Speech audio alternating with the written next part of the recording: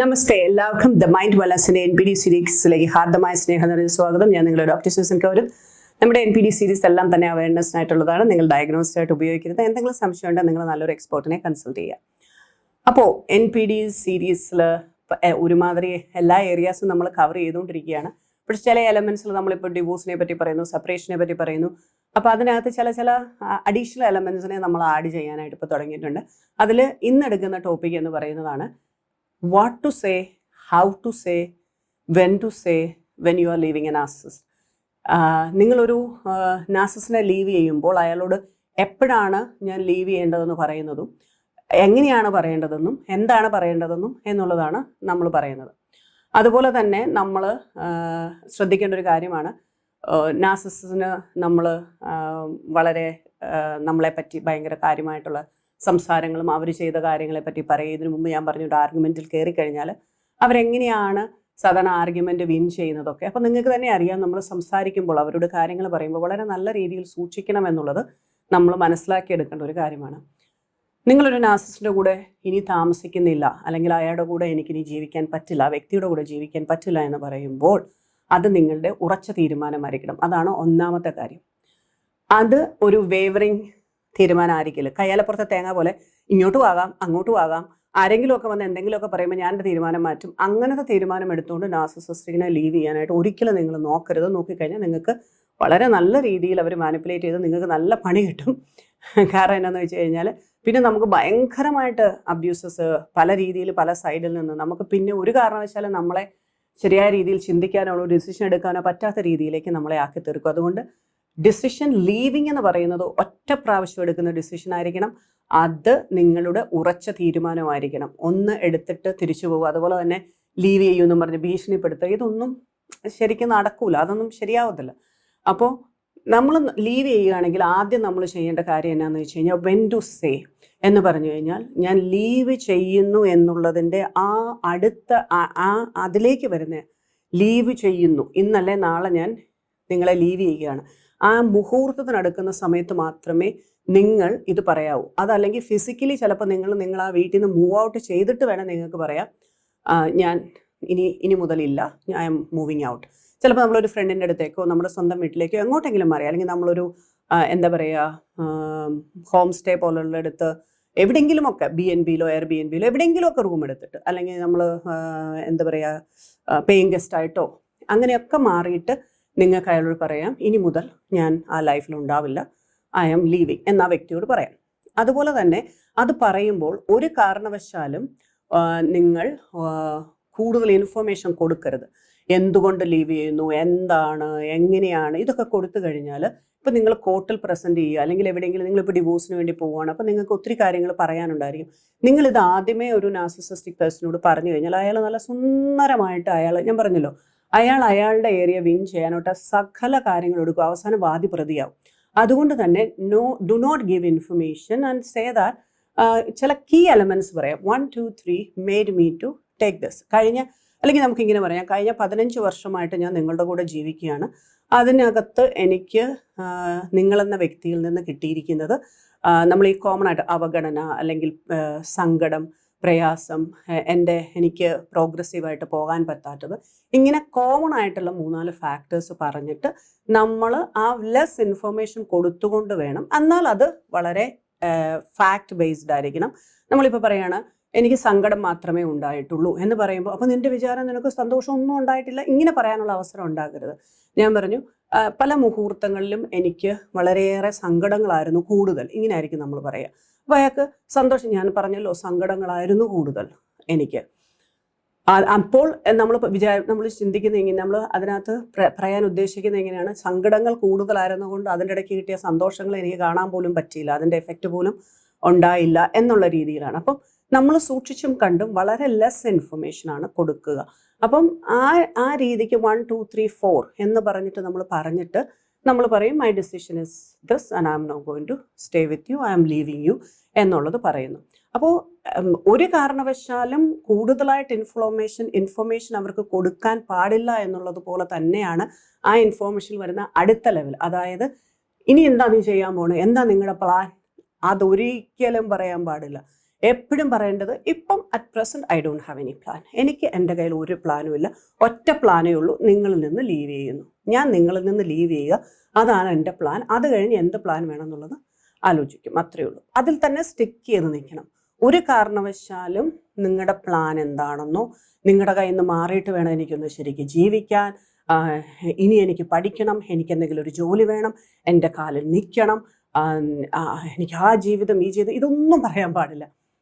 എൻ്റെ പ്ലാൻ എന്താണെന്നുള്ളത് അതൊരു കാരണവശാലും നിങ്ങളുടെ നാർസിസിസ്റ്റിക് പാർട്ട്ണറോടോ നാർസിസിസ്റ്റിക് ആയിട്ടുള്ള നിങ്ങളുടെ കൂടെയുള്ള വ്യക്തികളോടോ നിങ്ങൾ പറയാനായിട്ട് പാടില്ല. അതിന് പകരം പറയുന്നത് ഇങ്ങനെയായിരിക്കും, എനിക്കൊരു പ്ലാനുമില്ല, പ്ലാനൊന്നും ഞാൻ ചിന്തിച്ചിട്ടുമില്ല, കാരണം ഇതാണ് എൻ്റെ ആദ്യത്തെ plan, I need to get out of this relationship, അല്ലെങ്കിൽ ഇതിൽ നിന്ന് എനിക്ക് പുറത്ത് കിടക്കണം എന്നുള്ളതാണ് എൻ്റെ പ്ലാൻ. അത് കഴിഞ്ഞിട്ട് വേറെ എന്താണെന്ന് വെച്ചാൽ ഞാൻ ആലോചിക്കും, അതല്ലാതെ എനിക്കൊന്നും വേറൊന്നും ചെയ്യാനില്ല എന്നുള്ള രീതിയിൽ തന്നെ നിങ്ങൾ പറയണം. അതുപോലെ തന്നെ മൂന്നാമത്തെ ഒരു കാര്യമാണ് നെവർ കോണ്ടാക്ട് മീ, എന്നെ ഇനി കോണ്ടാക്ട് ചെയ്യരുത്. കാരണം നമ്മൾ ഇറങ്ങുമ്പോൾ ആ കോണ്ടാക്ട് ചെയ്യുക എന്നുള്ളതിൽ നിന്ന് കംപ്ലീറ്റ് നമുക്ക് അവരെ കോണ്ടാക്ട് ചെയ്യേണ്ട ഒരു നീഡ് വരാൻ പാടില്ല. ആ ലെവലിൽ ഏകദേശം കാര്യങ്ങളെയൊക്കെ അറേഞ്ച് ചെയ്ത് മനസ്സിലാക്കി പ്ലാൻ ചെയ്തിട്ട് വേണം നമ്മൾ ഇറങ്ങാനായിട്ട്. എന്നിട്ട് നമ്മൾ അവരോട് പറയുന്ന ഒരു കാര്യം, നെവർ എവർ കോണ്ടാക്ട് മീ, എന്നെ ഇനി കോണ്ടാക്ട് ചെയ്യാൻ പാടില്ല, നമ്മൾ തമ്മിലുള്ള കോൺവെർസേഷൻസ് ഇനി ഉണ്ടാവില്ല, അത് ഉണ്ടാകാനും പാടില്ല. കാരണം അത് ഉണ്ടായി കഴിഞ്ഞു കഴിഞ്ഞാൽ നിങ്ങൾക്കറിയാം what level of manipulation they will do. പിന്നെ നമുക്ക് ഫ്രസ്ട്രേഷൻ ആകും, നമുക്ക് ഇറിറ്റേഷൻ, നമ്മുടെ മൈൻഡ് അതിലേക്കൊന്നും പോകാൻ പാടില്ല. നമ്മുടെ മൈൻഡ് വളരെ വെൽ ഫോക്കസ്ഡ് ആയിരിക്കണം നമ്മുടെ ലൈഫ് ബിൽഡ് ചെയ്തെടുക്കുന്നതിൽ.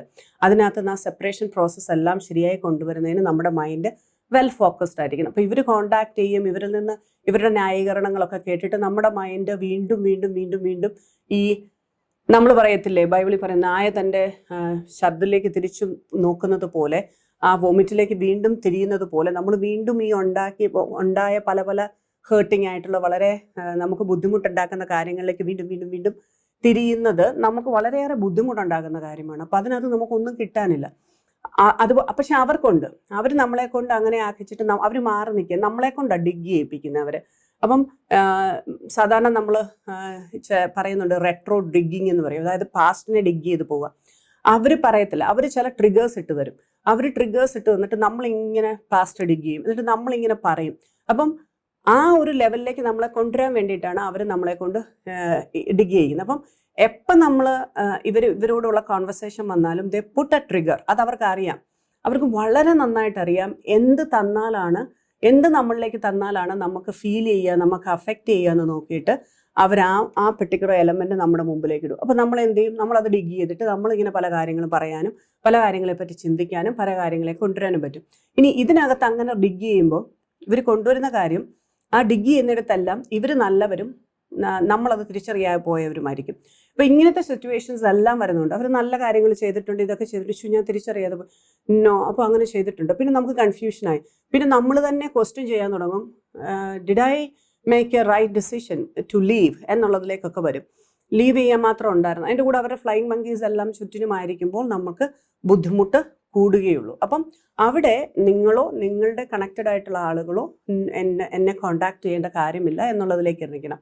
ഇനി അയാൾക്ക് സംസാരിക്കണമെന്നുണ്ടെങ്കിൽ നമ്മുടെ റെപ്രസെൻറ്റേറ്റീവായിട്ട് ആരെങ്കിലും ഉണ്ടെങ്കിൽ, അതായത് നമ്മുടെ ലീഗൽ അഡ്വൈസേഴ്സോ അറ്റോർണീസോ, അതല്ലെങ്കിൽ നമ്മുടെ തന്നെ കോമൺ ആയിട്ടുള്ള നമ്മൾ ട്രസ്റ്റ് ചെയ്യുന്ന ആരെങ്കിലും ഉണ്ടെങ്കിൽ അയാൾക്ക് അവരോട് ചോദിക്കാം. പക്ഷെ ഡയറക്റ്റ് കോണ്ടാക്റ്റുകളൊന്നും ആ വ്യക്തിയുമായിട്ട് ഇല്ലാതിരിക്കാനായിട്ട് ശരിക്കും നല്ല രീതിയിൽ നമ്മൾ ശ്രമിക്കുക തന്നെ വേണം.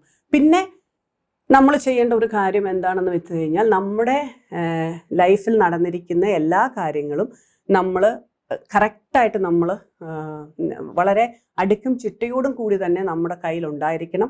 അതിനകത്ത് ഒരു കാര്യം പ്രത്യേകം ശ്രദ്ധിക്കുക, പലപ്പോഴും ചില കാര്യങ്ങൾ ഞാൻ ഈ ആദ്യം പറഞ്ഞ പോലെ ലിമിറ്റ് ചെയ്യണം ടോക്കെന്ന് ഞാൻ പറഞ്ഞു. ഒരു കാരണവശാലും ഇൻഫർമേഷൻ കൊടുക്കരുതെന്ന്.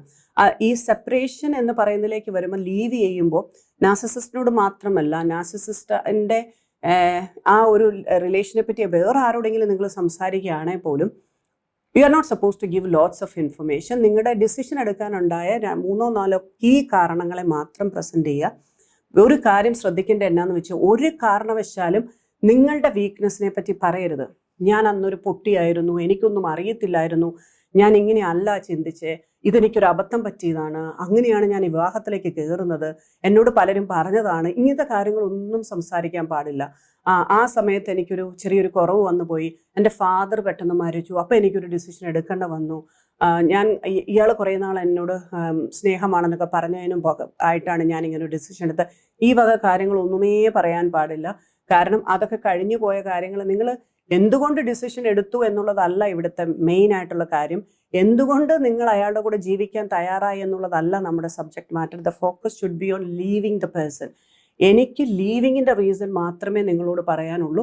അത് ഇപ്പം ഞാനിപ്പോൾ നാസിസിനോട്, ആ ഒരു വ്യക്തിയോട് പറയുന്ന 3-4 കാര്യങ്ങളാണ് നമ്മൾ പറഞ്ഞത്. എന്നിട്ട് നമ്മുടെ ബൗണ്ടറീസ് എല്ലാം സെറ്റ് ചെയ്യുന്നത്. അതിൻ്റെ കൂടെ തന്നെ ഞാൻ പറയും, ആരോട് സംസാരിച്ചാലും we need to make sure that നമ്മുടെ കാര്യം, എന്തുകൊണ്ട് ഞാൻ ഇയാളെ വിവാഹം കഴിച്ചു, എന്തുകൊണ്ട് ഈ ജീവിതത്തിൽ ഇത്ര നാളും പിടിച്ചു നിന്നു, ഇതൊന്നും മാറ്റർ അല്ല. ഞാൻ എന്തുകൊണ്ട് പിടിച്ചു നിന്നു. എല്ലാവരും ഇങ്ങനെ അത് പറയുന്നതിനകത്ത് കൂടുതൽ നമുക്ക് സഹതാപങ്ങളൊക്കെ കിട്ടും. നമുക്ക് ഇഷ്ടമാണ്. ഓക്കെ, അയ്യോ അവരെ നമ്മൾ ഇത്രയൊക്കെ സഹിച്ച് പിടിച്ചു നിന്നായിരുന്നല്ലേ. ഇതൊന്നും നമുക്ക് ആവശ്യമില്ല. നമ്മളെ സംബന്ധിച്ചിടത്തോളം I am leaving, why I am leaving, ഇത് മാത്രമായിരിക്കണം നമ്മുടെ ഫോക്കസ്. നമ്മൾ അനുഭവിച്ചതും നമ്മൾ കഷ്ടപ്പെട്ടതും ഇതുമൊക്കെ നമ്മളിങ്ങനെ സഹതാപ തരംഗത്തിൻ്റെ പുറത്ത് പറയുന്നത് is not a right approach when you are leaving a narcissist. അതെല്ലാം പിന്നെ നാർസിസിന് അനുകൂലമായിട്ടുള്ള രീതിയിൽ മാറ്റിയെടുക്കാനായിട്ട് ആ വ്യക്തിക്ക് പറ്റുന്നത് കൊണ്ട് ഒരു കാരണവശാലും ഇൻഫർമേഷൻസ് എല്ലാം വളരെ കൺസോളിഡേറ്റഡ്, നമുക്ക് വേണ്ടത് മാത്രം ഫോക്കസ് ചെയ്ത്, ലീവിങ്ങിനെ മാത്രം ഫോക്കസ് ചെയ്തുള്ള ഇൻഫർമേഷൻ മാത്രം റിലീസ് ചെയ്യുക. ആൻഡ് നിങ്ങളുടെ ഡിസിഷൻസ് കംപ്ലീറ്റ്ലി അത് നിങ്ങൾ ഫൈനലൈസ് ചെയ്തിട്ട് വേണം ഈ കാര്യങ്ങൾ ചെയ്യാനായിട്ട്. അതല്ലെങ്കിൽ നമുക്ക് വീണ്ടും പ്രശ്നങ്ങളുണ്ടാവും. അപ്പോൾ ലീവിങ് എ നാർസിസിസ്റ്റ് എന്ന് പറയുന്നത് നിങ്ങൾ എടുക്കുന്ന ഒരു തീരുമാനം, അത് നിങ്ങളുടെ നന്മയ്ക്ക് വേണ്ടിയിട്ടാണ് എടുക്കേണ്ടത്. എപ്പോഴും നമുക്ക് എല്ലാവർക്കും അവനവൻ്റെ രീതിക്കനുസരിച്ച് ജീവിക്കാനുള്ള എല്ലാ അവകാശവും ഉണ്ട്. അതിനകത്ത് ഒറ്റ കാര്യമേ നമ്മൾ നോക്കേണ്ടതായിട്ടുള്ളൂ. I won't abuse anyone, I won't take abuse, I won't self abuse. എന്നുള്ള ആ ഒരു പ്രിൻസിപ്പിളിൻ്റെ മുകളിലായിരിക്കണം നമ്മൾ ജീവിക്കേണ്ടത്. അതുകൊണ്ട് തന്നെ നിങ്ങളുടെ ജീവിതം ഹാപ്പി ആയിട്ടും പ്രോഗ്രസീവായിട്ടും സമാധാനത്തോടെയും ജീവിക്കാനുള്ള എല്ലാ അവകാശവും നിങ്ങൾക്കുണ്ട്. അന്ന് ദൈവം നമ്മയെല്ലാം അനുഗ്രഹിക്കട്ടെ.